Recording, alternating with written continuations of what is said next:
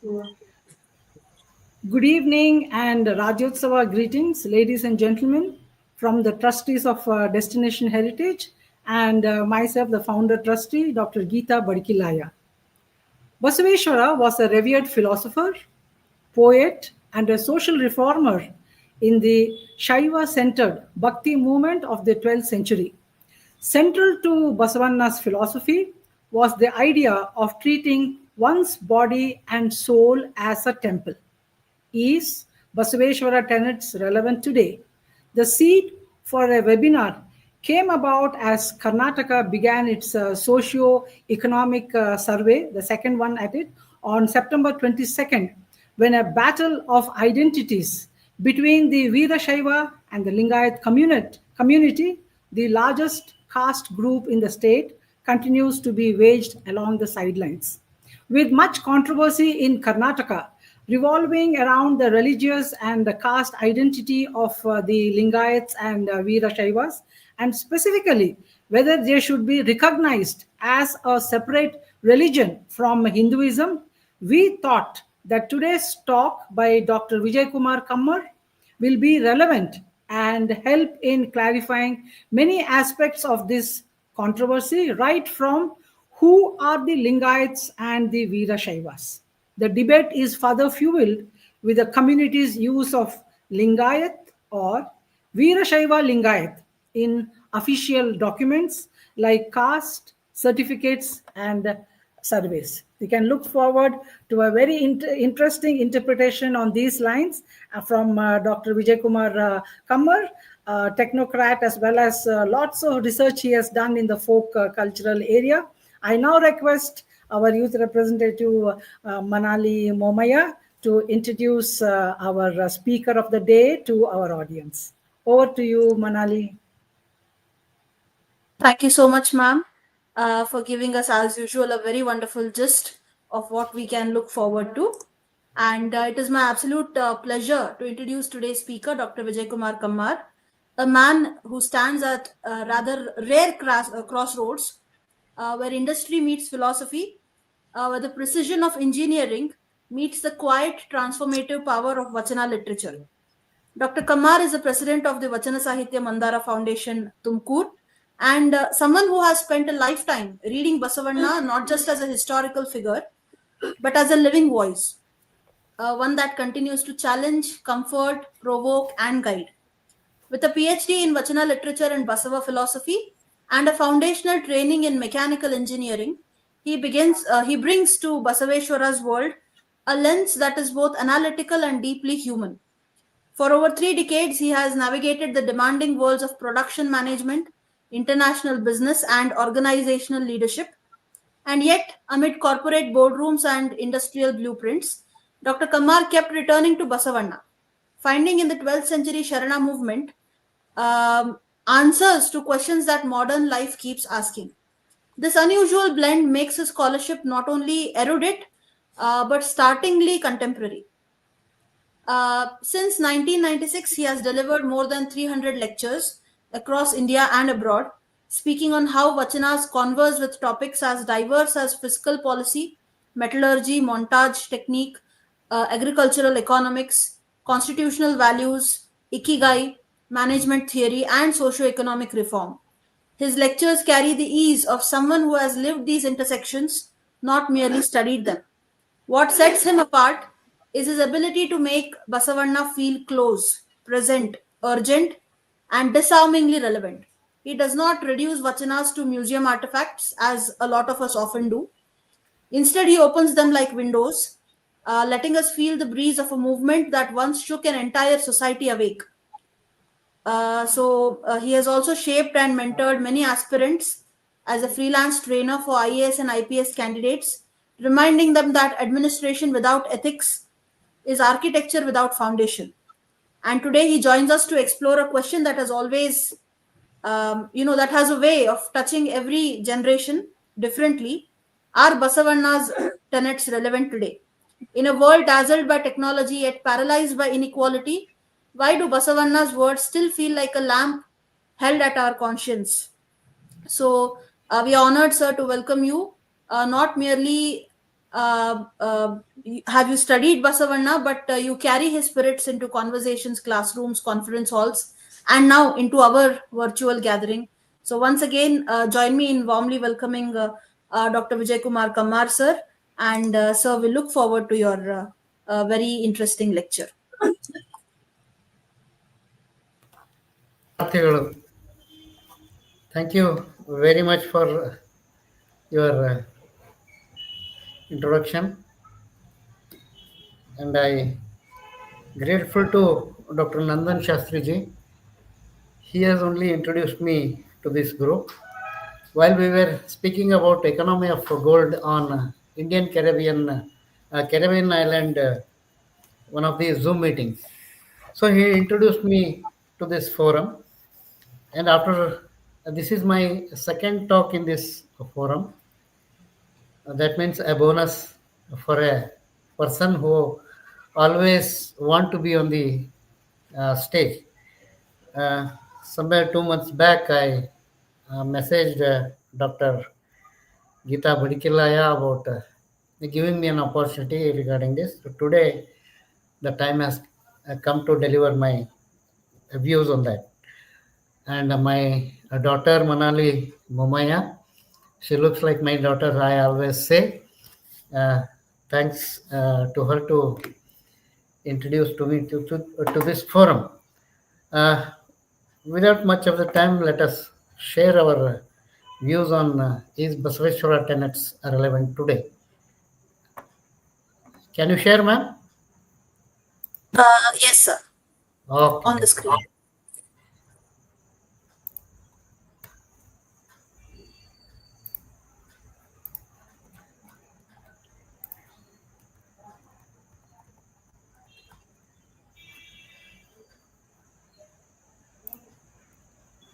This is not going.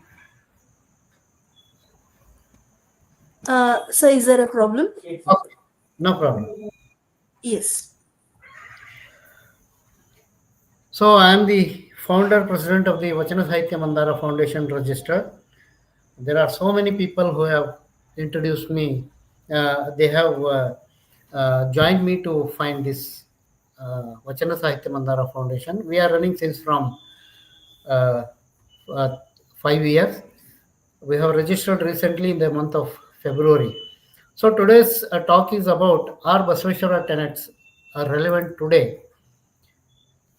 So some time ago, one of my critic, he used to always counter my views on Basaveshwara or the Sharana Tattva or Vachana literature. He always used to counter me with very, very tough questions. Some days back also, he has asked me some questions. Sharanas did not have the animosity in the 12th century society, and all those stories are concocted. Very strange question. There was no genocide in Kalyana. Basaveshwara died a normal way. There is no such thing that his death was a tragedy. The same way King Bijala was not assassinated. You are trying to be on the limelight by promoting the stories or which are false. Try to eliminate the society rather than keeping the society in illusion. I am very much thankful to that person who has asked me tough questions. And one more thing in the beginning, Dr. Geeta Badikilaya asked two questions whether Lingayats and Veerashaivas are same or there is a difference. What are all the contradictory notes about Veerashaivas and Lingayats? If you go through all the Vachana literature right from 11th century till 15th or 16th century, the Vachanas are written in 12th century, 11 end of the 11th century and the 12th century up to 1165 or 1170 year. These Vachanas depict all Advaita Siddhanta. That means there is no difference between God and the human being. After in around 16th century, you can say the one of the sects started. They have migrated from the Kashmir through Madhya Pradesh. They have entered first Tamil Nadu, and they have converted all the Shaivas to Shuddha Shaivas. They known to be the philosopher regarding Shiva, which is there in Kailasa. Then they have moved to Vijayanagara Empire somewhere between 14th or 15th century, where the Vijayanagara Empire started germinating. By the end of the 16th or 17th century, they have created their own sect, which is Advaita Siddhanta. They believe in Kailasa and Shiva and the human being. So these difference started promoting in the society. I am talking about after the 16th century probably. So Veerashaiva, they have started believing they are also Lingayats because they wear the Ishtalinga on their chest. So they are also part of the Lingayata sect, but prominently they worship Shiva and they worship also the idols in the temples. But whereas in Lingayat, we don't believe in the Sthavara Lingas, you can say the idols either made of wood, stone, or any other thing, bronze or other thing. We believe in ourselves. Ours is a Kayaka Siddhanta. We don't believe in the Kailas or whatever we do, we earn, we eat ourselves, we do our livelihood, and whatever the leftover we will do, we will give it to the society, that is called Dasoha. So prominently Lingayats are Advaita Siddhanta, Veerashaivas are Advaita Siddhanta. So now what is Kayaka and Dasoha? Let us understand first. Kayaka means it is a responsibility of the self, responsibility of the family, responsibility of the whole universe. That means whatever we do, we are responsible for everything what is happening in this universe. We earn our livelihood only by doing our service to the society. So this is what the Kayaka and Dasoha. I'll give you two examples. The cow will give the milk to us, but it will hit the whatever the leftover of the agriculture plants, and even the land also do the dasoha. It will take the minerals from the earth and it will give the uh, grains for us to eat. That means whatever the least is available, we'll keep it us. Whatever the special is there, we'll give to the society. That is the dasoha pradne, dasoha consciousness, and kayaka concern work consciousness. These two differences, if you understand, we will understand the whole turbulence which is happening regarding Veershaiva, Lingayat or Lingayat society. With this short note and with this the brief clarification, let us continue with our tenets of Basaveshwara. So these are the 6 questions my friend has asked. Now let us understand these questions. And also one of my childhood friend, he has also asked which qualities you are trying to project by your presentations or speeches. Very profound question. The present cultural and socio religious activities around us are very disturbing. Yes, absolutely, it's very disturbing. The wildfire which we are experiencing today is the same as 1,000 years ago. Absolutely correct. We need once again socio-cultural reforms like Basavana and Ambedkar. If you are inclined to get pat on your back only by doing presentations and speeches is a waste of time. Absolutely true. We have to ನುಡಿದಂತೆ ನಡೆ ನಡೆದಂತೆ ನುಡಿ ಅನ್ನತಕ್ಕಂಥ ಒಂದು whatever we speak, we have to do those things. If you are inclined to get a pat on your back by only doing presentation and speeches, it's a waste of time. Really, we need personalities like Basavana and Ambedkar to take lead to reform and bring back the significant changes in the harmony of the society. You can be one of them and do it with conviction and commitment. So this question asked by my friend Patil Kulkarni of the Karnataka College. So very long back. So I started researching on it. I found it very, very interesting. So now let us understand these questions. Now I have many ignited questions to answer in this presentation, as we have a very practical and oriented generation today. Practical oriented generation today. What are all the messages of Basaveshwara to create equality in the society? Are we experiencing the same situation of turbulence in the 12th century? Is these narratives are true, how we can relate it to the modern world? This is the main theme of my presentation today. We have to connect 12th century to the today's society. Now let us talk about the introduction of the Kalyana. Somewhere he has asked there is no revolution in the Kalyana. So it's now almost 900 years since socio-economic revolution in Kalyana. Even today we talk about universal significance of Basaveshwara's messages, which itself speaks about the volume and quintessence of the tenets of the social equality and justice. Even today we talk about Basaveshwara, even after 900 years, there is something, beautiful qualities of the making the society equal and justice society. Comparative study of 12th century revolutions show Basaveshwara was a great thinker and his teachings are universally accepted. Basaveshwara and his followers brought the breeze of equality in the society wherein the situation was highly disturbed under the influence of apartheid in the 12th century.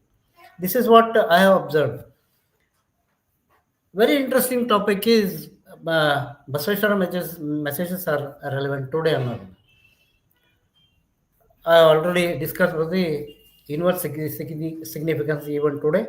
The whole world is trying to find the ways and means to sort out these issues. Whatever the turbulence we are experiencing, the whole world is trying to analyze the things. Herein we find these solutions through Basaveshwara messages, which are promoted, tried, tested, and implemented successfully. This is very, very profound. I have traveled across 52 countries. I have studied around more than 100 darshanikas. They have done everything to the society, but alternate thing they are not able to give. Basaveshwara has questioned and brought the reformation, but alternative thing he has given. That is the beauty of Basaveshwara. That's why we have till today we are remembering Basaveshwara. Let us understand how these messages are relevant today. Now, background of Kalyana, let us understand. On one side, there was a monarchy. Opposite to is people from the lower classes. This is see the huge difference. The strong opposition to the Basaveshwara philosophy of equality. That means in the act of that ladder system of the society. The ladder system in the society and the lower classes of the artisans. Artisans means we call it in a colloquial language the Ayagar, who are all the artisans, Kammar, Kumbar, Hogar, and all those things. The intellectuals and opposite to them are uneducated class. This is very, very, we have to see this. Financially strong class and the opposite to them was the poor people. People who are depending on their daily work, opposite to them was a priest class who are exploiting the poor people. I'm talking about those days. In the nutshell, it was a chaos in the society from personal to society. Basaveshwara had a tough time to solve these issues, and best part of it is he succeeded. Now, there is a principle in social engineering. We call it as a problem definition. It involves diagnosing the situation so that the focus on the real problem and not on the symptoms. Strategies are written. Here, the strategies are hidden, and it broadly speaks about the problems in the society. Even before coming to Kalyana, Basaveshwara checked out the plan of reform. So Basaveshwara started implementing his reforms when he reached Kalyana. When he reached, he was in Mangalavede. Then he moved to Kalyana because the capital has been shifted from Mangalavede to Kalyana. One such reality is a discrimination of the lower section of the society by practicing ladder system in the society. We can say Brahmana, Kshatriya, Vaishya, and Shudra. So ಈ ಶ್ರೇಣೀಕೃತ ಸಮಾಜದಲ್ಲಿನ ಅಸಮಾನತೆಯನ್ನು ಹೊಡೆದೋಸುವ ನಿಟ್ಟಿನಲ್ಲಿ Basaveshwara started his reforms. Now let us understand this. Basaveshwara took up the leap forward movement to create classless, casteless, free from gender bias, free from institutionalization, free from priests, free from excellence and seniority in the society. The only philosopher who advocated metamorphosis in the society is Basaveshwara. I have told you about 100 philosophers. They try to create the avoid the illusionation in the society, but Basaveshwara is only one step ahead of all those philosophers. One such vachana I would like to give. Why Basaveshwara stands different of the all the philosophers. One of his vachana says, Bhakti illada badavananaya. ಕಕ್ಕಯ್ಯನ ಮನೆಯಲ್ಲೂ ಬೇಡಿದೆ, ಚೆನ್ನಯ್ಯನ ಮನೆಯಲ್ಲೂ ಬೇಡಿದೆ, ದಾಸಯ್ಯನ ಮನೆಯಲ್ಲೂ ಬೇಡಿದೆ, ಎಲ್ಲ ಪುರಾತರು ನೆರೆದು ಭಕ್ತಿ ಭಿಕ್ಷೆಯ ನಿಕ್ಕಿದಳೆ ಎನ್ನ ಪಾತ್ರೆ ತುಂಬಿತ್ತು ನೋಡ ಕೂಡಲ ಸಂಗಮ ದೇವ. ಬಸವೇಶ್ವರ ಅವರು ತಮ್ಮನ್ನು ತಾವೇ ಅತ್ಯಂತ ಕೀಳರಿಮೆಗೆ ದುಡ್ಕೊಳ್ತಾರೆ. ಯಾಕಂದ್ರೆ when he goes in front of the people who are very poor, he says, I am a poor man without devotion, begged in front of homes of Kakkaya, a tanner, Chennaya, a bamboo artisan, and also Dasaya, a weaver. All the great devotees of Shiva poured their love, affection, and devotion to my begging bowl. The bowl is overflowed with their blessings to transform the whole society. Here, the bowl is the Kalyana. We can say, Upame anta ಏನು ಹೇಳ್ತೀವಲ್ಲ, bowl is the Kalyana. See, lower class of peoples, they all the poor affection, love and affection to the Basaveshwara begging bowl. So it becomes overflowed. This Vachana says all about the Basaveshwara power of illuminating the society by his visionary and divine thinking. With that, he transformed the whole society. A great leadership quality is highlighted in this Vachana. A few leaders of the world to achieve this level of captaincy. That's what I am telling you.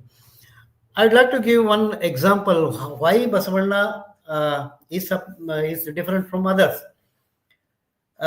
Robert Greenleaf was the founder of the Servant Leadership Movement and the Greenleaf Center for Servant Leadership. Its office is in New York. Twice I went there. If you enter his office, very big letters he has promoted this. Good leaders must first become good servants. This is what the leadership movement is. That means if you want to become a good leader, you should become a servant first. Then only you can step up to the leader status. This is exactly Basaveshwara did when he started his job. One of these Vachana says this. Basaveshwara himself arrived at the doorsteps of the weaker section of the society. He did not say, you come behind me. He himself went in front of the weaker section of the society, leaving behind his prestige and power. Here we have to think. He was the prime minister in the Vijayala kingdom. He was holding the finance portfolio also. Thereby, people believed and trusted Basaveshwara and followed him with a commitment. He removed the psychological barrier between him and the exploited class.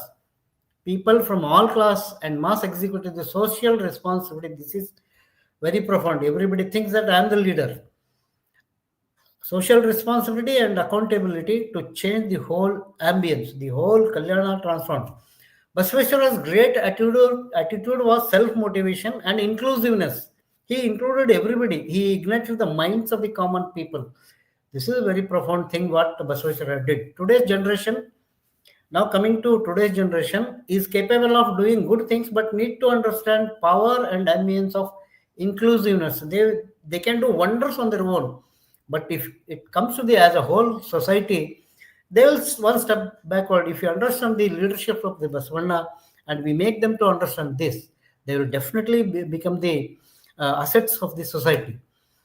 Basaveshwara never tried to teach them, but himself became an example. If you see all the 1300 plus vachanas, 90% of the vachanas he himself said to himself. He never shown the finger at somebody. You change.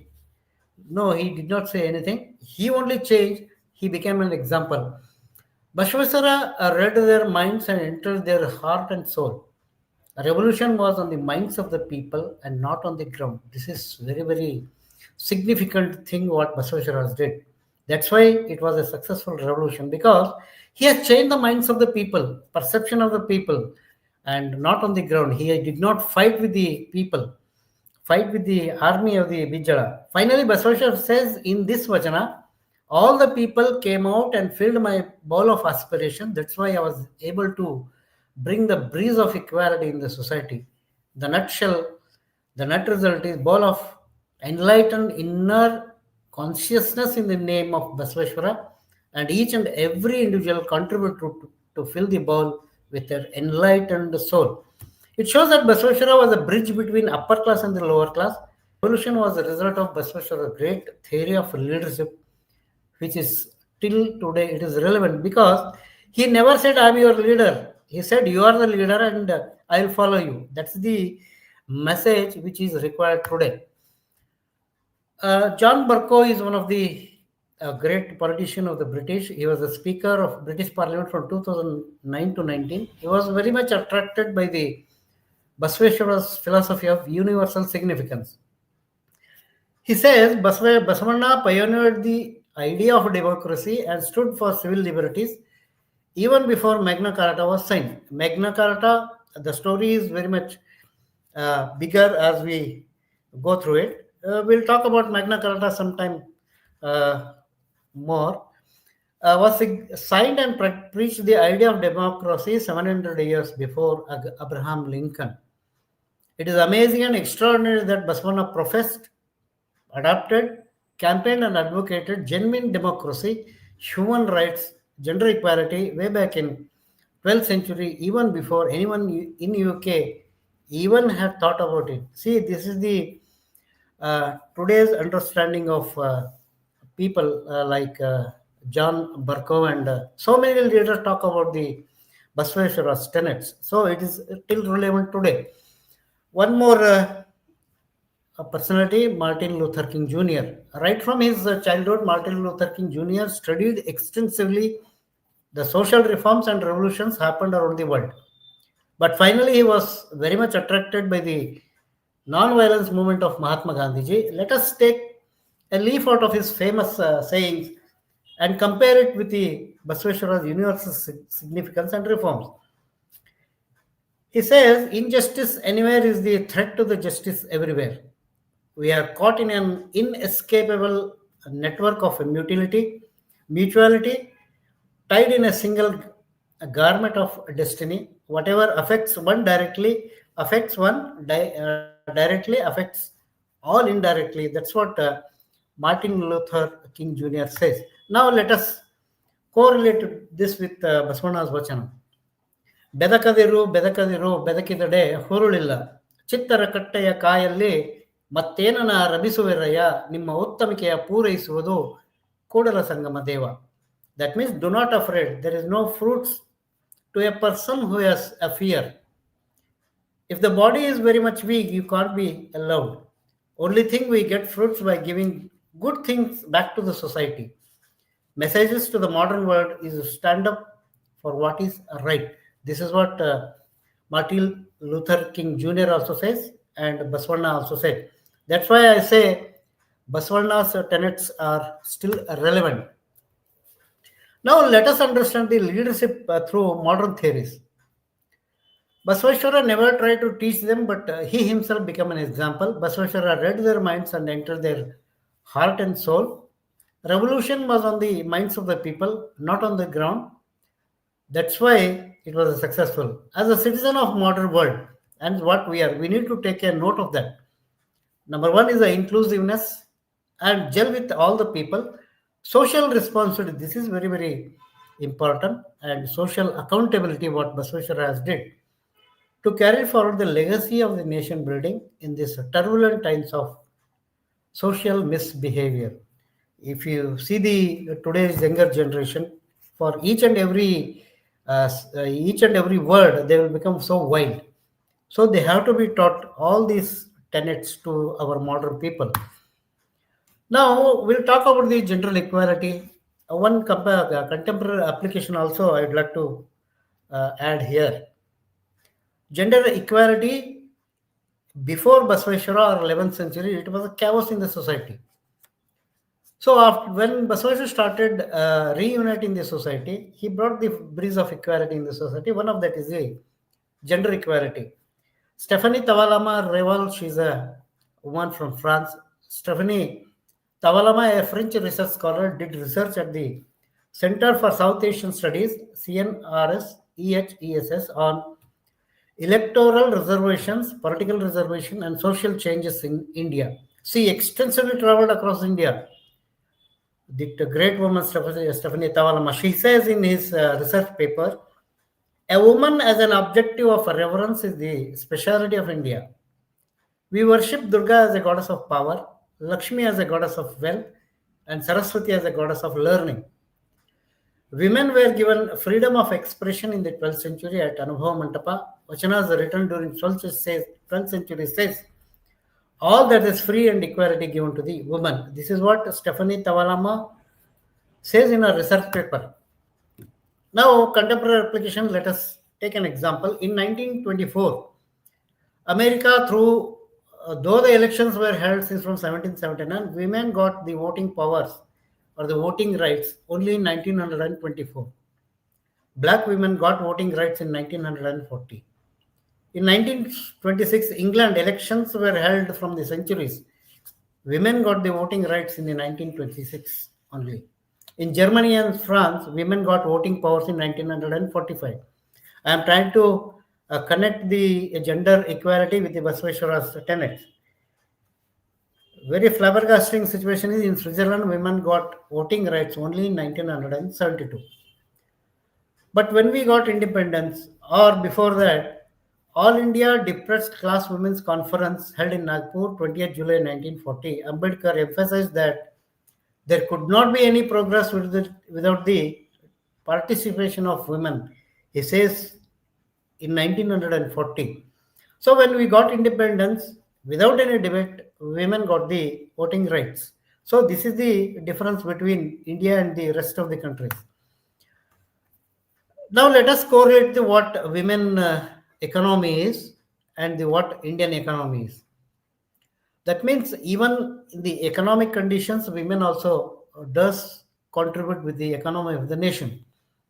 It is very interesting to recall in 1991, Dr. Jagdish Bhavavati, please note his name, God of Free Trade, that WTO, World Trade Organization, when it is formed, he is the man behind forming this WTO.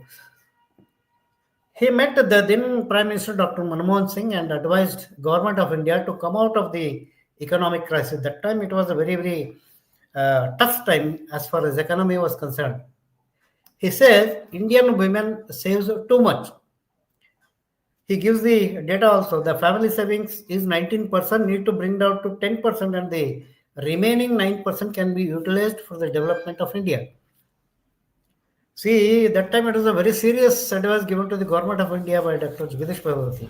Government of India started implement the program given by Dr. Jagdish Bhavati. That time, we some 20-25 people gave a representation to Government of India that we have submitted around 20 pages document why this globalization, liberalization and privatization, LPG, what we say, you implement it, but keep our culture intact while delivering the economic strongness to this India. So as usual, but they have started implementing everything. They have built a huge malls. They brought all the products from the uh, whole world. But by 2008, women, they have not stopped savings for themselves. It went up to 28%, which saved India from the recession. This is the power of the women in India. So they also contribute to the economic situation of the country because women thinks about their future of the children. They save for their uh, uh, babies, for the education, their marriages, and other. That's why they save too much. So from 19% in 1991 to 28% to 2008, there's a huge savings from India. In 2008, the whole world was suffering with the economic meltdown. India was the least sufferer that time. That is the power of women. So we talk about women empowerment, independence, women exploitation, etc., etc. But do we really care for them in the modern era? So let us correlate. We need to have the introspection within ourselves. We have given equal rights to in education, jobs, and many other fields. To give respect and care is our culture, and it is missing in our present generation. This is very, very pathetic situation. There we are failing and lagging, and it comes out of the culture which we inherit.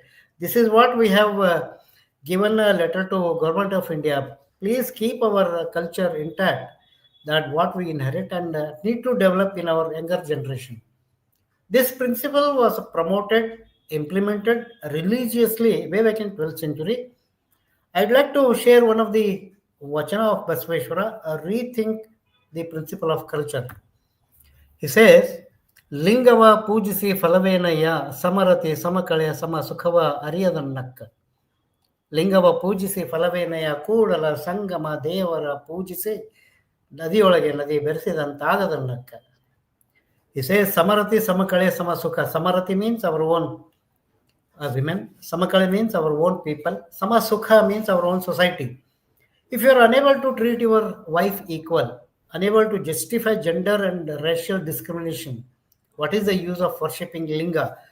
Worshipping linga means it is what we call it as a samskriti, what we call it as a culture. Lingava pujisi falavenaya. Whatever you practice, everything, dedicate yourself. If you are not able to treat your wife, treat your people, treat your society as equal to you, what is the use of worshipping the linga? When we come out of and unable to blend and gel with the others, like two rivers joined together, what is the use of worshipping linga? And oh my Lord, Kudal Sangamadeva, what is the use of worshipping you? This is very, very important vachana which Basaveshwara dedicated to the society to look as a equal gender. This is what we can relate to 12th century to the 21st century. So one more thing I want to clarify here. In 1951, United Nations President Mr. Luis Nerva and World Bank's President Eugene Black. So after the Japan was a nuclear bomb, during Second World War, there is a huge concept of this poverty and hunger. So in 1951, United Nations President Mr. Luis Nerva and World Bank's President Mr. Eugene Black directed the Department of Economic and Social Affairs to arrange the seminar to discuss about how to develop the underdeveloped nations in Africa and Southeast Asian countries. I have traveled across Africa for around 20 years. I was one of the industry advisor to Sudan government, because they have got a huge list of industries, around 30,000 industries capable of doing so many parts that they can supply to the world. So I know the pulse of the African countries. So they have started studying all these things. This is because they saw the countries reeling under poverty and hunger. That time in 1951, representatives from 68 countries took part in the seminar. They discussed for 2 days. And they have promoted one United Nations policy statement. It's very, very significant statement. They are released on 3rd May 1951. The statement says, there is a sense in which rapid economic progress is impossible without painful readjustments. Ancient philosophies have to be scrapped. Old social institutions have to be disintegrated. Bonds of caste, creed, and race have to be burst. And large number of persons who cannot keep up with the progress have to have their own expectations of a comfortable life frustrated. Very few countries are willing to pay the full price of rapid economic progress. How to progress the countries? This statement they have released. So this is found in the economic policy statement. It's around a 600-page document. Out of that, I have took one statement. The formula goes like this: best for the rest to follow the West.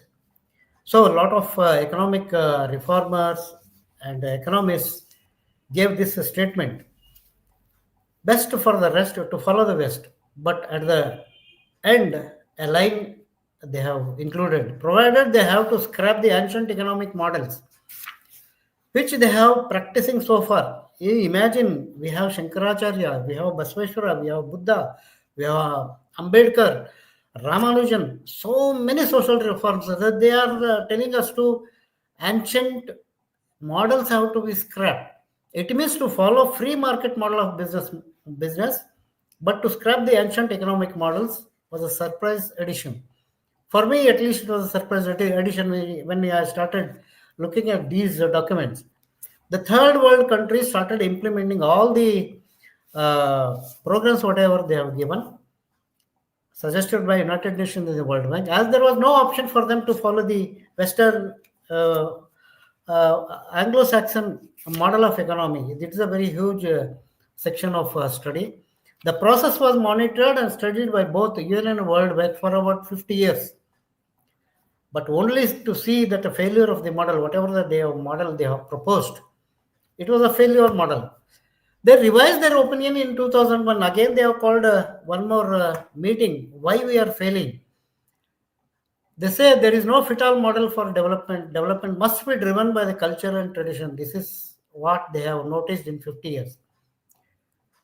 So development must be driven by the culture and tradition along with the Western Anglo-Saxon model of economics.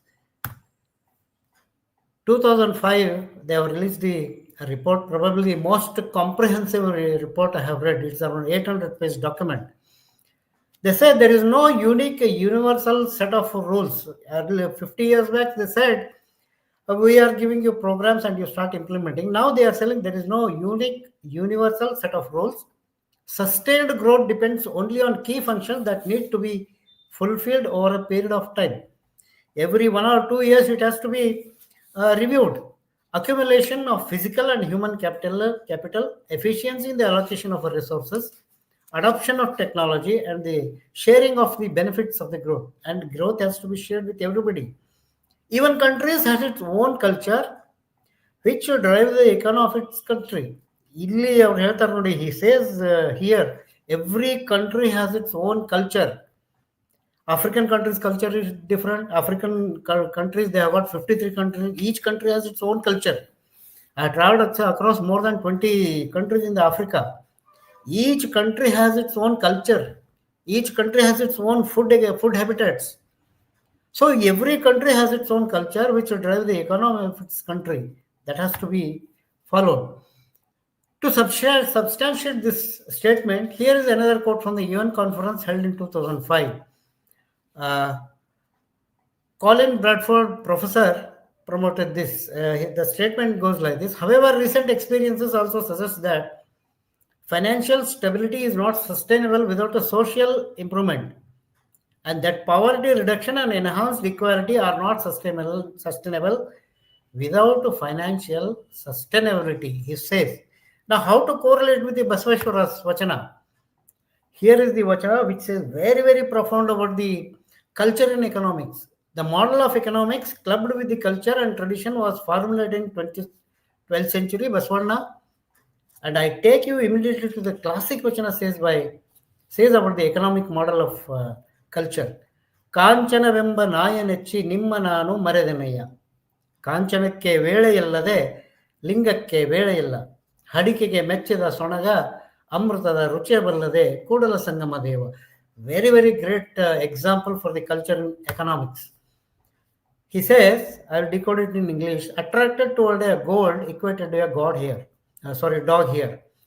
I completely forgot even to remember you, my Lord. I have time for God and no time for worship you. That is Linga Puja. That is the culture. Kudala Sangadeva, I have become like a dog, mad for staunch meat, can't care for an ambrosia dish. Amritahi. Following the gold, I forgotten Amrita, it says. Now what it says, a classical thought and concept, gold is equated to economics and embracing the economics, forgetting the culture is symbolically represented here. When I made mention in various colleges, Singapore, Dubai, Australia, Sydney, and other universities, they were stunned. The same economics in the culture in the economics has been told in century. They were flabbergasted. Even in Georgia, they have made one department to study economics of Basaveshwara Tenets. When I mentioned this in various colleges, they were stunned to see the fact that what they have known to be a modern model actually formulated and practiced in 12th century.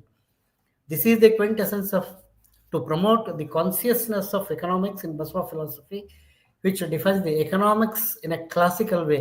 This one Vachana I am very much profound about this. ಕಾಂಚನವೆಂಬ ನಾಯನೆಚ್ಚು ನಿಮ್ಮ ನಾನು ಮರೆದನಯ್ಯ ಕಾಂಚನಕ್ಕೆ ವೇಳೆಯಿಲ್ಲದೆ ಲಿಂಗಕ್ಕೆ ವೇಳೆ ಇಲ್ಲ ಅಡಿಕೆಗೆ ಮೆಚ್ಚಿದ ಸೊಣಗ ಅಮೃತದ ರುಚಿಯವಲ್ಲದೆ ಕೂಡಲ ಸಂಗದೇವ. Microeconomics, macroeconomics, what we talk in the economics terminology, it has been actually said in the this vachana. With this, I conclude only by saying the only hope the world is looking is a cultural based society driven by culture, which is our own 7,500 years model. If you look at the legacy of Indian culture, it's our 7,500 year old model. The world is known once for atomic family, now it is a nucleus family. Under the corporate thinking, the nature of human being is getting reduced to their own comforts. We are living in an illusionary comforts wherein human relationships between our culture is missing. We need to correct it to rise above the selfishness to see the culture of India again to rule the world. This is my vision where whole world should look to India as a culture. Thank you very much. These are some of the references for your kind information. It's a huge list. Thank you. Thank you so much. You can disconnect this, ma'am.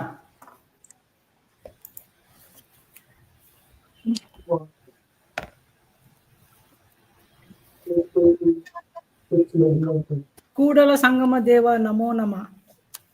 Great reformers, saints, and philosophers have blessed this land of Karnataka that holds immense cultural, religious, and philosophical significance.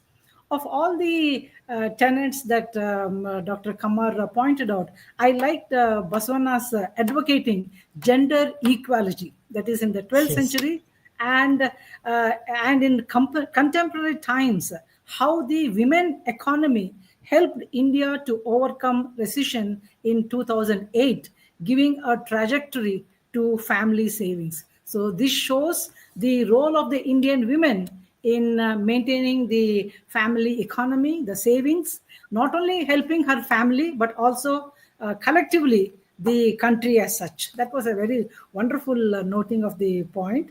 He opened his talk with clarifications of certain questions about the 12th century society and Basaveshwara. It was a bonus to hear from a technocrat who is passionate about his work on Basaveshwara, investing many years in documentation and research. In the lens of understanding Basavana's tenets, Dr. Kammar has given answers stressing on Kayaka and Dasoha, the concepts connecting 12th century socio-economic revolution to today's happenings. Basaveshwara's vachanas are universally accepted with beautiful meanings interwoven with them, relevant more so today. So with this, I thank Dr. Vijayakumar Kammar for spending his time and coming onto our platform. It has been a wonderful exposition, Dr. Kammar. So I would like to ask two questions, like to set the ball rolling before there are so many questions I saw in the chat box.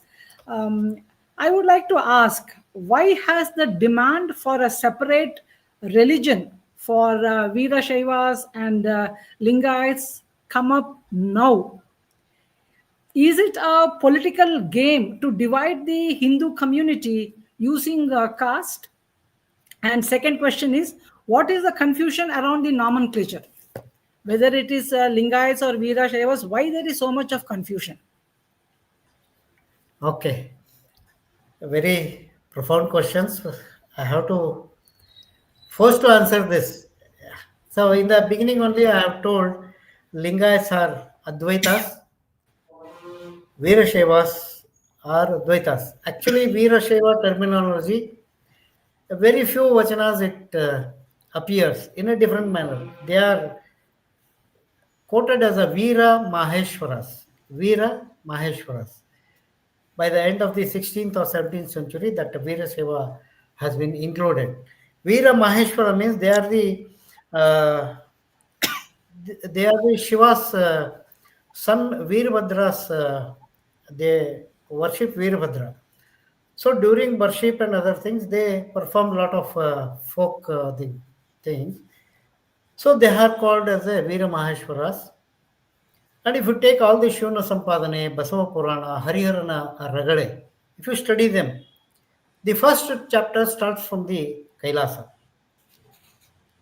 The story goes from the Kailasa, and one of the Gana or one of the Nandi avatar, he comes to the earth and he performs his duties and go back.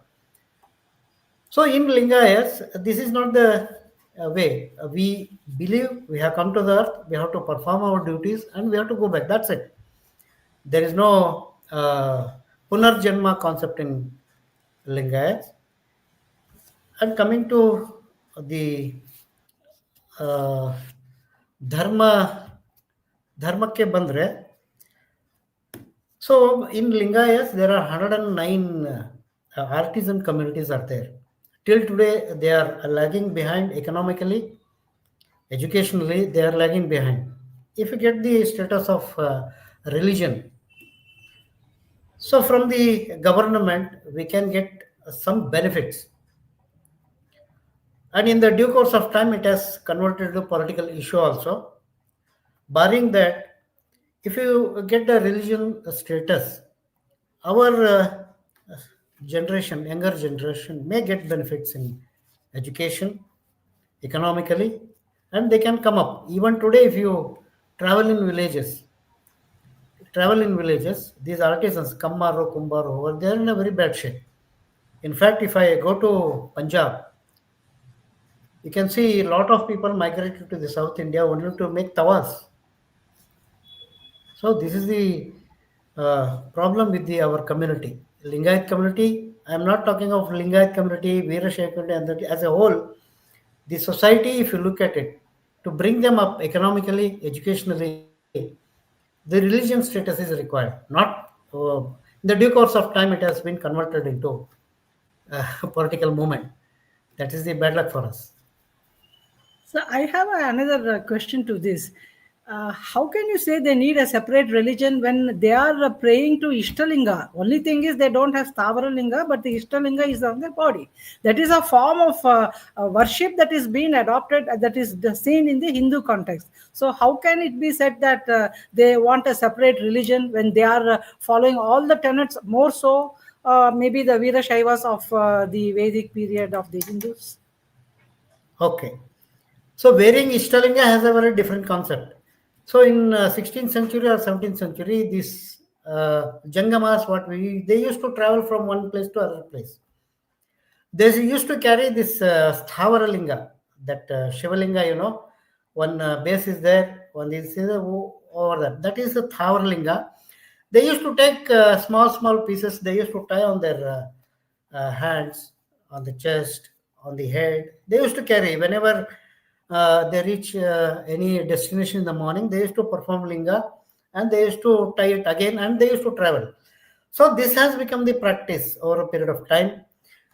Then they have started seeing the Ishtalinga of Lingayats. That Sthavarlinga, they made very small Sthavarlinga. On that, they put all the carbon, this thing and other thing. They made linga. So they Veerashaivas also they started wearing this Ishtalinga on their chest. You can see like this. I'll show you. This is like this. They also started wearing like this in 16th and 17th centuries. Some people they have migrated to present day Shivaganga. You can say near Tumkur there is a Shivaganga. They came and settled over there. From there they have started promoting all these Linga Puja and other things. Basically, they are Veerashaivas. They believe in Dvaita Siddhanta. We right from the beginning, that means from Basaveshwara period, we started wearing on the Ishtalinga. This is the only difference of worshipping the god. They are also worshipping the Ishtalinga. They are also worshipping the Shivalinga. But they worship this Shivalinga in a very huge manner. They use around lakhs of flowers to decorate the Shivalinga. But in our Lingayats, they need only one patre. They put and worship. ನೀವು ಯಾರ್ದಾದ್ರು ಮನೆಗೆ ಹೋದರೆ ಯಾರಾದರೂ ಪೂಜೆ ಮಾಡ್ಕೊಳ್ತಾ ಇದ್ರೆ ಏನು ಮಾಡ್ತಾ ಇದ್ದಾರೆ ಅಂತಂದರೆ ಪೂಜೆ ಮಾಡ್ಕೊಳ್ತಾ ಇದ್ದಾರೆ ಅಂತ. If you go to Veerashaiva, they are doing performing the worshipping ಅಂತಾರೆ. We worship ourselves. Vishtalinga means looking at ourselves. We're looking at, it is our inner consciousness, not the kuruhu. Only to look at the linga, we use this. But in the sense, linga means inner consciousness. So one example I'll try to give you. If you go to the temple, if you see the Lord and you will say namaste, but you will close your eyes and you perform to the God, which is not visible. Can you understand the basic difference between Veerashaivas? And if you go to temple, you see the God, you will enjoy the God's decoration. But while performing the puja, you will close your eyes and say like this. That's the difference. No, but still, I feel that you have not answered it fully, because I said, why do they need a separate religion when tenets and is more or less similar to Hinduism? We Ultimately, are not. whatever may be, no, whatever may be the form, it is the linga, which is a part of a Hindu Yes, belief that they are also doing it. So why do they need a separate religion? Whatever separate tenets, religion. whether it is Veerashaiva or this thing, most of the tenets are from Hinduism that they are following. My question is, why do they need a separate religion? But to make the betterment society right from the 12th century, we as artisans, we brought up like a lingayats. If you get the religion status like Jainas, Buddhas, and this thing, if you see at the kind of money goes to the educational institution, it's around 33,000 crore rupees per annum, so that the education can flourish, people can flourish. When I am doing this IS IPS training in the rural villages, I find a lot of people who are not able to pay the fees. I used to give the fees to appear for the IS exam. Out of that 12 students they have passed, all are from the rural background. They don't even have the money to buy a slippers in PUC and degree colleges. So if you get the religion status, it's not because we want to come out of Hindu religion. We are a part of it. We are Hindus only. But if you get the religion status, there is some upliftment in the society. That's what our main aim is. Otherwise, we are not promoting this. Due to the political animosity, it has been generated like that. But still, Dr. Kammar, there's a very political answer that you have given. Anyway. No, it's not a political answer. Only to get the benefits for our kids. That's it. It is. I am not talking. It is away from the Hindu religion. We say we are Hindus. We say we are Hindus.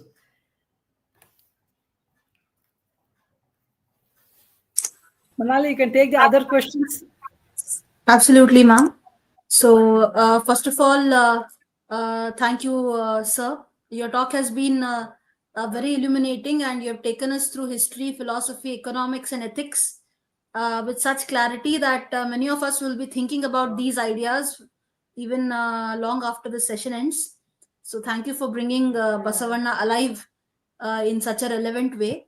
And now, in the true spirit of dialogue that Basavanna cherished, we'll move into the question and answers. Already, ma'am has set the ball rolling. And here are a few more questions that have been posted by the viewers. So, first one is here. So, you mentioned about Advaita and Dvaita thoughts in Lingayat or Veerashaiva context. Shakti Vishishta Advaita is supposed to be Darshana. So, can you please throw some light on this? It's very difficult to answer in this forum. Shakti Vishishta Advaita. Shakti, again, it comes as a goddess of power, Durga or Parvati. So, worshipping Parvati or Durga, it comes in a different category. Dvaita, Advaita, Shakti Vishishta Advaita. There are various stages, around 8 at the Siddhantas are coming. Shakti Vishishta Advaita, it is again comes to the Dvaita sect only. So difficult to answer. It needs a lot of time. So only I can say this Shakti as Vishistadvaita, it is again Advaita Siddhantada ಒಂದು ಶಾಖೆ ಅಂತ ನಾವು ತಿಳ್ಕೊಳ್ಬೋದು. That's what I can immediately say about this. Thank you very much, sir. So here is a question from me. So you have drawn striking parallels between the 12th century social ladder and modern social turbulence. So where do you see the closest similarity between the times when Basavanna was alive and today? Is the similarity, most striking in caste, class, gender, or institutional power? Because it is a society, the same society is continuing. Yes, it is the institutionalization of the equality. So today's, if you go to Vidhan Sabha, only the people who have the power, they can enter the Vidhan Sabha. Common man, they say it is for the common man. If you want to enter the Vidhan Sabha or any other powerful departments, you need to have that level of competency. The normal people cannot enter. This has been fought in 20th century also, because at that time temples were built to give the importance to the upper classes. One such incident Alam Prabhudevaru also tells. This is what institutionalizations of the society I am talking. He will stand in front of the idol and ask, "Na devanallade nee devane, nee devanadade ennaneke salehe, ಆರೈದು ಕುಡಿತೆ ಹೋಗರವ ನಿಕ್ಕುವೆ ನಾ ದೇವ ಕಾಣ Guheshwara," he says. If you are really God, you feed me. I am having the strength to feed the others. Do you have the strength to feed the poor people? That's what Alampur says. Today also in Vidhan Sabha there is a saying, it has been encrypted. Sarkari kelsa devara kelsa anta. So what we have to think? ದೇವರೇ ಕೆಲಸ ಮಾಡಬೇಕಾ ಅಥವಾ ಸರ್ಕಾರ ದೇವರ ಥರ ಕೆಲಸ ಮಾಡಬೇಕಾ? This is what dilemma what we are doing. This is the institutionalization of the power. Gender sector, I already told what we are facing. Even though women are very strong economically, very strong culturally, today if you go to villages, so that's what we are very, very turbulent times. Habba Haridinagalali during the festivals, we used to see the small kids wear the langa davani and wear the kumkumas and other thing. Nowadays generation is lagging behind that. So ನಮ್ಮ ಅಕ್ಕ ಚಿಕ್ಕವಳು ಇರ್ಬೇಕಾದ್ರೆ ಬೆಳಗ್ಗೆ ಎದ್ದು ಮುಖ ತೊಳ್ಕೊಂಡು after washing she used to put a vibhuti on her head. Today that vibhuti is missing. It's our problem. We have not inherited that legacy in our kids. So this imbibing the culture is one of the basic things what we have to start doing this. So for caste also is there. Chamarajanagarದಲ್ಲಿ I went once around 2 years back. Along with me, when Dalita entered, they have cleaned whole Mallikarjuna temple. 2 years back I'm talking. We came out of the casteless society. Even today it is there, caste system. So we have to fight it out, everything individually. So the priest has to allow all the lower class people to the temples and other things. Today in jatras, if you go to the jatras, there is a chariot they will pull out. I see jatras as an economically spinning wheel. So if in the ancient times, people used to go to jatras and ayagaru, all the artifacts they used to sell there. So today if you go to jatras, around 5,000 people will be there. The small kids wear the new clothes, tailor and got the job. This flower vendor will sell the flowers.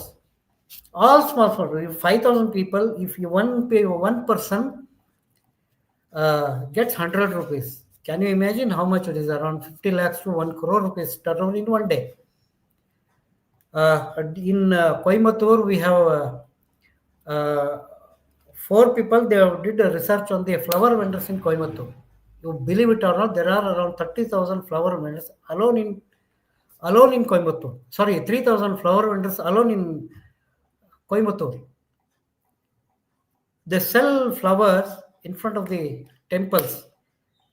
The person who goes inside will purchase at least 10 rupee flower. Flower is not for the god. 10 rupees for the lady who sells this thing. 3,000 flower vendors every day morning they will come. They will take 1,000 rupees loans from a person, and he will give 900 rupees for 1,000 rupees. They will sell in the evening. He will give 1,000 rupees. They will save 200 rupees, and 100 out of that 100 rupees they will save it for the kids. Can you imagine the level of economical wheel spinning across the temples? One Mr. Ravi, I have forgotten the name of the book. In the name of God, Ravi has written a book.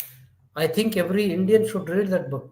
How the economy spins the wheel of the economy in those areas. If you go to Chidambaram temple, every day around 10,000 people will visit. Each and every one will spend at least 100 rupees there. 10 lakh rupees in one day with one temple. Can you imagine the level of economical circulance?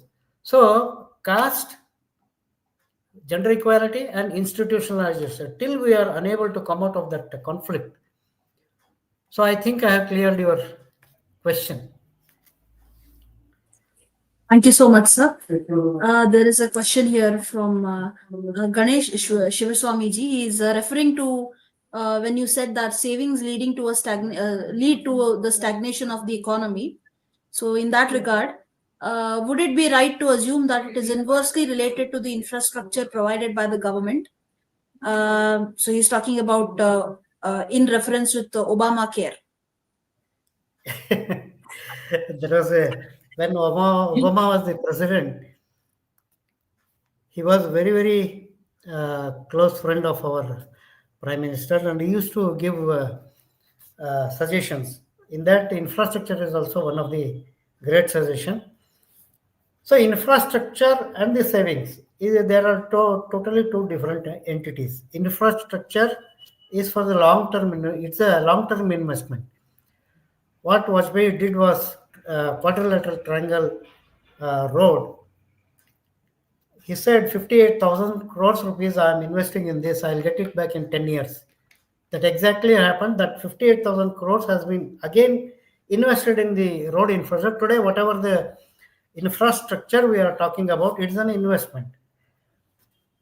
The savings is for the next couple of years. So when my daughter is 10 years old, I started the savings in terms of golds or in deposits. So after 5 years, I'll take out all the money and spend it. Infrastructure is not for that. It is a business. So if I come from Tumkur to Dharwad, I travel in 5 hours. My car gives around 16 kilometers average. Earlier, I used to spend around 12 hours to travel. It used to give me 15 kilometers, but it eats up a lot of petrol. So if you go on the car wear and tear, engine wear and tear, spare part wear and tear, everything has been calculated, and 58,000 crores rupees has been regenerated again. It has been invested. What Nitin Gadkari is talking about investment of 6,000 crores, 7,000 crores. It is because of the investment what we did in 90s, where Vajpayee started this thing. So infrastructure and the savings are two different things. Very much contribution, advice contribution came from Obama as well, and the major contribution came from the Germany, is the Frankfurt University. Whatever the road construction you are doing, I visited twice the Frankfurt University to give the culture in economics this thing. So major chunk of advice, technical advice came from Germany, but purely when it comes to the advertisement, Obama was the champion. Thank you, sir. Thank you very much, sir. VVS Murthy ji has written a good presentation about Basaveshwara, the 12th century philosopher, and it is well understood that his philosophy centers on social equality and how he advocated humanism and compassion. And he has also written, interesting to note that Basaveshwara revived and reformed certain traditions in the process of spiritual elevation and its relevance in the present context. So, thank you, sir, for highlighting those things. And here is another question from me, sir. Basavanna's movement, as you said, attempted a classless, casteless, and decentralized society. In today's world, where we have, algorithmic inequality and corporate hierarchies and divisions everywhere, what would his vision be today if he was uh, present in today's society? Okay, one Rupaka I'd like to give metaphor. ಈಗ ಯಾವನೋ anybody ಒಂದು in a ditch if he fell, what we see, maximum we can extend our hand to bring him up.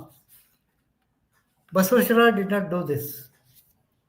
He literally jumped into the den, he picks it on his shoulder and came out, he cleans it and goes to his house. So this is the metaphor I am talking about. One example I will give you. Kambali Nagideva, one person, very lower class person. He enters without any knowledge of the Brahmana Agrahara, and people there, they beat him left and right so that his vision was also blurred. So while Basavana was coming, he lifted him and took him onto his lap. Kambali Nagideva says, "Ni bandeya Basavana," he says. "Basavana, have you come?" Without his vision, Basavana was flabbergasted to listen his name. "How you come to know?" He said, "In this Kalyana, only person who is compassionate and who is worried about the lower class of the people is Basavana." See, one more step ahead. If he took his, he cleaned everything, took to his house. In front of the Mahamane, both his wives, Gangambika and Nilambika, says, even today, if I utter those words, I'll get the ಕಣ್ಣೀರು ಬಂದ್ಬಿಡುತ್ತೆ. ತೆಸೆ ಅಂದರೆ ಬಸವಣ್ಣನವರ ಪತ್ನಿಯರು ಎಷ್ಟು ಅಗಾಧ ಸಾಮಾಜಿಕ ಸಮಾಜತೆ ಹೊಂದಿದ್ರು ಅಂತ. ಈ ಕೂಡಲ ಸಂಗಮ ನಿಮಗೆಲ್ಲಿ ದೊರಕಿದ, where this Kudala Sangama got you ಅಂತ ಕೇಳ್ತಾರೆ. ಅಂದರೆ that is the level of compassionate about the lower class of the. ಇವತ್ತು ಬಸವಣ್ಣ ಇದ್ದಿದ್ರೆ, even today Basavanna is there, he would have changed all the laws and this thing. Everybody, he made everybody as an equal in the society, irrespective of caste, creed, and economical liberty. That's what Basavana might have done this. Thank you very much, sir. Then we have another thought from Ganesh Shivswamiji. Best for the rest to follow the West. With the West playing the trump card, and he says pun intended. So would you agree? That is his question. No, this is the project promoted by Western countries. They said they used to uplift the smaller countries' economical this thing. Desmond Tutu once he said, when British came here, they had the Bible and we had the land. They asked us to close our eyes and chant the Bible. When we opened our eyes, we had the Bible and Britishers have the land. That's what is the situation of best for the rest to follow the West. This is the Anglo-Saxon model of economy. I forgot the name of the financial advisor of the Japanese origin. He only picked up this terminology, best for the rest to follow the West. That means whatever the economical planning or the upliftment planning we are giving you, please follow them blindly. You will get economically strong nation. That's what they used to tell. But in the contrary, they have tried and tested for around 50 years. Then they have switched over to culture and the economy. From there, they have boosted up. No, there is one country in Africa, Burkina Faso. There's a leader who is now leading the world, Ibrahim Traore. He says whatever the resources are there, it is for our country. You believe it or not, the huge resource of gold is there. Australian government, the Swedish government, and this USA government, they have snatched gold, innumerable amount of gold. Now he has stopped everything, and he's developed his country. What he says, whatever resources we have got, it is for Africans. So every country is now trying to develop its own resources, and that may be the centralization of the economical powers within our country. That's what Mr. Modi also trying to do it.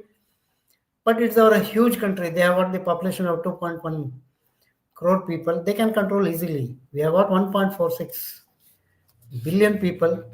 Andre ಬಣವೆಯಲ್ಲಿ ಸೂಜಿ ಹೊಡೆದಂಗೆ economic country. And one more thing, we blow up ourselves as the fifth largest economy in the world. $5 trillion economy.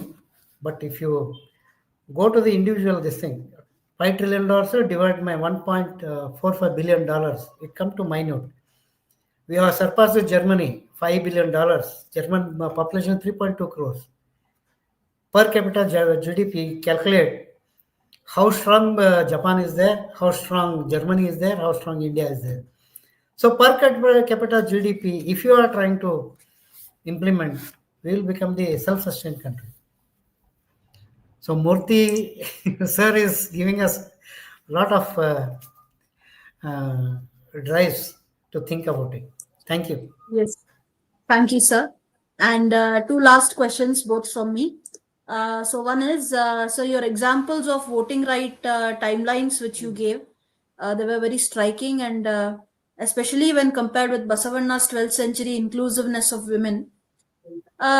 What exactly allowed him, or what made him create such radical space for women centuries before the West ever thought of it?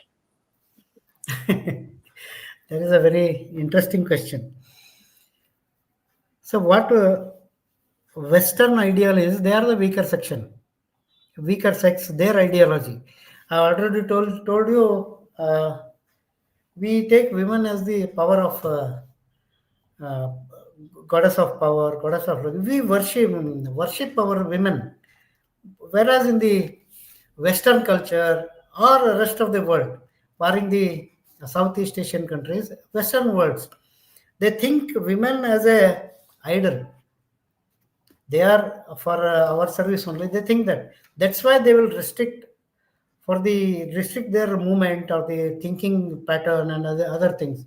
You believe it or not, if Mary Curie was not there, none of the women would have not got the Nobel. Marie Curie ಇಲ್ಲ ಅಂದಿದ್ರೆ ಹೆಣ್ಮಕ್ಳಿಗೆ science and ಟೆಕ್ನಾಲಜಿನಲ್ಲಿ ಇವತ್ತಿನವರೆಗೂ Nobel ಪಾರಿತೋಷಿಕ ಸಿಗ್ತಿರಲಿಲ್ಲ. You can imagine the even in the level of education, they are not giving us. They are giving their powers. So this is the difference between Western ideology and the Indian ideology.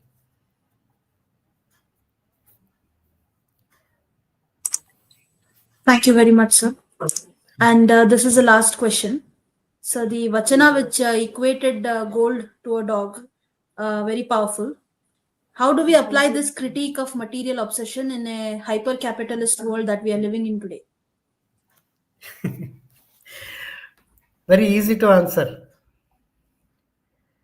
The person who does the business, he's having only a profitable margin, not the humanity. So a person do a business with ethics will always look for the humanity in the society. That's the difference between business and ethics. ಬಹಳ ಅದ್ಭುತವಾದಂಥ ಒಂದು ಇದು ಇದೆ.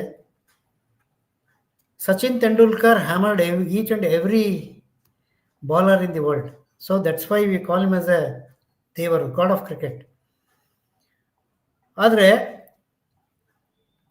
when it comes to the humanity, one incident I'll tell you. One Australian bowler, very young bowler, ಅವನ್ನ bold ಮಾಡ್ಬಿಡ್ತಾನೆ. He bowled him out. So he took the ball and went to Sachin Tendulkar, because this is my first wicket. So please give me an autograph. He writes on that, you will not get another opportunity to do this. Sachin Tendulkar ಅವರ ಒಂದು strength ಏನು ಅಂದರೆ, he never left the practice in his whole career of spanning around 23 years. So practice. ಒಂದ್ಸರಿ ಭೀಮಾ ಊಟ ಮಾಡ್ತಿರ್ತಾನೆ, ರಾತ್ರಿ ಊಟ ಮಾಡ್ತಾನೆ, ಕತ್ಲೆ ಇರುತ್ತೆ, ಅರ್ಜುನ ಹೋಗ್ತಿರ್ತಾನೆ. ಅವನು ಊಟ ಮಾಡಿದ್ರೆ ಅವನು ಊಟ ಡೈರೆಕ್ಟಾಗಿ ಬಾಯಿಗೆ ಹೋಗ್ತಾ ಇರುತ್ತೆ. ಅವಾಗ ಕೇಳ್ತಾನೆ ಅರ್ಜುನ, ಭೀಮಾ ನೀನು ಹೆಂಗೆ ನೀನು ಊಟ ಮಾಡ್ತಿರಲ್ಲ, ಡೈರೆಕ್ಟಾಗಿ ಹೋಗುತ್ತೆ, ತಪ್ಪೋದಿಲ್ಲ ಯಾಕೆ ಅಂತ ಹೇಳ್ತಾನೆ. ಭೀಮಾ, ನನಗೆ ಬೇಕಾಗಿರೋದ ಊಟ, ಅದು ನಿನಗೆ ಬೇಕಾಗಿದ್ದು essential commodity, it goes into the right place. ಅದಾದ ನಂತರ ಒಂದು 3-4 ದಿವಸ ಆದಮೇಲೆ ಬೆಳಗಿನ ಜಾವ 4 ಗಂಟೆಗೆ ಅರ್ಜುನ ಬಾಣ ಪ್ರಾಕ್ಟೀಸ್ ಮಾಡಿ ದ್ರೋಣಾಚಾರ್ಯರು ಬರ್ತಾರೆ. ಅವಾಗ ಹೇಳ್ತಾರೆ, ನಾನು ಭೀಮನಿಂದ ಕಲ್ತಿದ್ದ ಪಾಠ ಏನು ಅಂತಂದರೆ ಪ್ರಾಕ್ಟೀಸ್. ಅದನ್ನೇ ಎಕನಾಮಿಕ್ ಟರ್ಮಿನಾಲಜಿನಲ್ಲೂ ನೀವು ಕೇಳೋದಕ್ಕೆ ಅದಕ್ಕೆ ಉತ್ತರ ಅಂದರೆ, ಬಿಸ್ನೆಸ್ಸಲ್ಲಿ please do business with ethics, make it a habit, make it a practice. ನಾನು ಗಜರಾಗೇರ್ಸಲ್ಲಿ ಕೆಲಸ ಮಾಡ್ತಿರ್ಬೇಕಾದ್ರೆ ವೆರಿ ವೆರಿ ಸಿಗ್ನಿಫಿಕೆಂಟ್ ಅಂದರೆ, ಆ ಲೈನ್ ಕಾನ್ಸೆಪ್ಟ್ನಲ್ಲಿ ಕೆಲಸ ಮಾಡಿದ್ರು, particular one line it was giving less. ಈಗ 100 ಪ್ರಾಡಕ್ಟು ಹೊರಗಡೆ ಬರ್ಬೇಕಂದ್ರೆ 100 ಪ್ರಾಸೆಸ್ ಇರುತ್ತೆ. ಒಂದರಲ್ಲಿ 70 ಬರ್ತಿರೋದ್ರೆ output will be 70. When I research for around 1 month, that particular ಇದರಲ್ಲಿ machine is also very good, the person who is also doing work is very good, but what is missing? Ethics is missing. ಅವಾಗ ನಾನು ನಮ್ಮ management ಹತ್ರ ಮಾತನಾಡಿ, so outsource this unit to that person, give it to him, make him owner. So ಅದಾದಮೇಲೆ 1 or 2 months after improving all those things, he started giving 150 components in the same machine, same time. So if ethics is there, the business will grow up. ಅದಾದ್ಮೇಲೆ ನಾವು ಮಾರುತಿಗೆ gears ಅನ್ನು supply ಮಾಡ್ತಿದ್ವಿ. Every day that was a hue and CRY in the board meeting, every day.